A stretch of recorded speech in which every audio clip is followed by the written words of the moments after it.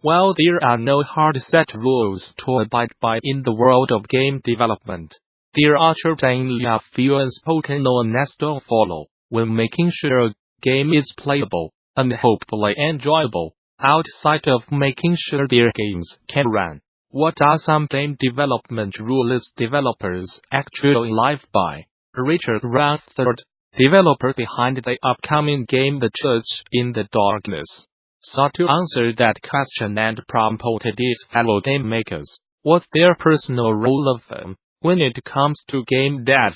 Warren Spector, best known for The Sims, chimed in first, noting that devs should never judge the player. Let players solve problems the way they want to, not the way you require them to. He continues, do not predetermine what's good and bad for them.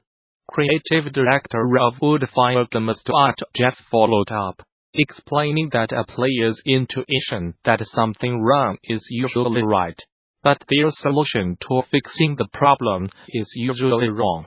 The player's feeling that something is wrong is always correct, but their solution to fix the problem rarely is. All silos of technical work said that no matter how detailed designs are at a mechanical level, they will almost never work in practice. Iteration is key. Not a single design, mechanical level, will ever work straight from the paper phase, no matter how much it is detailed. Allocate time to iterate. The more the better it eventually will become. Oh, and do not forget to iterate again. Design director at Crystal Dynamics, Will Kerslake, offered a few of his personal rules ranging from tuning variables to setting up but encouraged other devs to keep track of why certain things were cut from a game. Keep notice of why you cut things. Some number of months in the future it'll sound like a good idea again. Make sure the reason you cut it in the first place is not still valid. Other helpful rules were offered in the Twitter thread as well, like paying close attention to playtesters or knowing what constraints there are, whether technical, financial, etc., before prototyping. Interested developers can check out the entire thread here to read through all the responses. It's well worth taking a quick look. Dirtybomb is going free to play, in the most literal interpretation of the term. After an update next week, all monetization will be patched out of the game. Following last month's announcement that the dev team is winding down live support for the game, it's both a nice gesture and a neat way for the developer to thank Dirtybomb's players for supporting the game through the years. Even though the team will not be making any new content for the game from here on out, developer Splash Damage announced last year that it was planning to end development of new Dirtybomb content due to diminishing returns, and offer refunds to players that had purchased Merc Pack DLC, since it was not going to be releasing any more characters in the future. While Splash Damage does not plan to make more characters or content for the game, it does plan for Dirtybomb to remain online and playable for as long as a meaningful number of players still logged into play. Now, as a thank you to the players that have stuck with the game throughout the years, Splash Damage is releasing a patch that removes premium currency from the game, making all of those items purchasable with Dirtybomb's regular, earnable currency instead. The patch will almost triple the rate at which players earn credits, in addition to converting any single unit of premium currency into roughly 20 regular credits. On top of that, the team is bringing back some popular in-game items that, for whatever reason, were no longer available, though the dev says in the patch notes that not every back catalog item has been brought back due to some unfortunate technical limitations. The Gamasutra job board is the most diverse, active and established board of its kind for the video game industry. Here is just one of the many positions being advertised right now. Location: Redwood City, California. The gameplay camera designer, working under the lead cinematic designer and on the game director, will be responsible for designing, implementing, and fine-tune the game design cameras on the related gameplaying levels and cinematics to ensure a smooth and seamless player experience.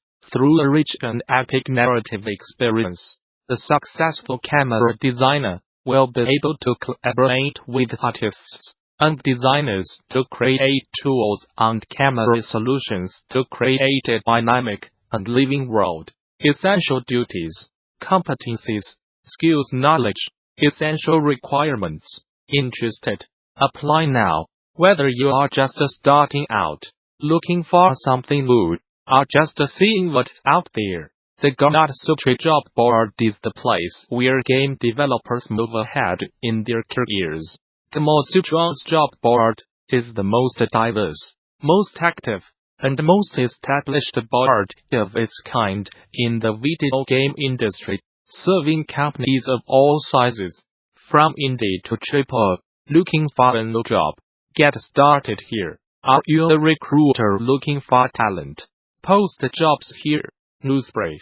Fox Next Games, the development studio behind the mobile game Marvel Strike Force, has opened up a development fund aimed at arming indie devs with the resources they need to create and release new games, with an unspecified sum at its disposal.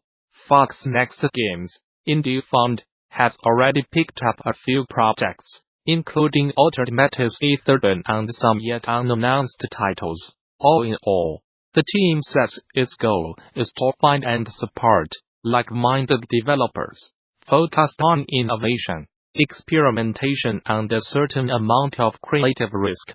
The announcement also comes as Fox Next Games, parent company 21st Century Fox is moving toward closing a deal that will ultimately see it acquired by Disney.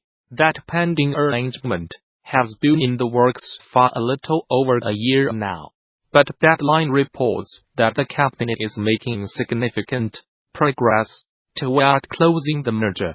Chinese regulators are once again reviewing games submitted for license consideration in China, putting an end to the licensing freeze that had halted game approvals for the bulk of 2018, according to TechCrunch.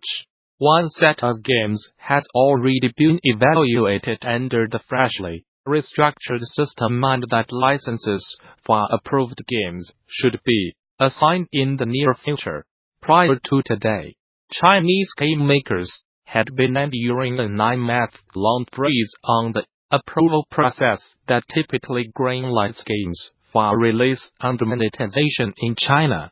The halt was the result of an internal power reshuffling that now sees the government's Central Propaganda Committee State Administration of Press Publication taking control of the approval process, a move that aims to give the central government more control over the country's game market. Now up and running again, the approval process is both looking to bar games that are deemed to contain pornography, gambling, violence, historical misrepresentations, and other potentially inappropriate content, according to a statement made by a senior member of the Chinese Communist Party's propaganda department. In the wake of the approval for TechCrunch reports that shares of major Chinese game makers have already seen a notable rise. Tencent's shares have increased by 4% since the announcement, while NetEase has seen a 1% increase. Level design a key building block of game development. But there's still not a lot of discussion out there about how best to design levels for more casual games, which is especially true for King Saga games. That's why King's Jeremy Ken took the stage at DD Europe 2016 to deliver a rare look at how King Candy Crush Saga goes about designing levels for its various free-to-play mobile games. His talk focused on the design process used, when creating hundreds of levels for a brand new King's Okagami, with a specific focus on 40s, theory, thought, tools and testing. He also touched on design considerations, how level design principles are applied, the workflow for creating levels at King, tools King uses, and how data drives the tweaking and balancing of levels in THIRS-AGAMES. It was a rare look inside a F2P casual game giant's level design process, and now you can watch it completely free via the official GD YouTube channel. In addition to this presentation, THEGDC Vault and its accompanying YouTube channel offers numerous other free videos.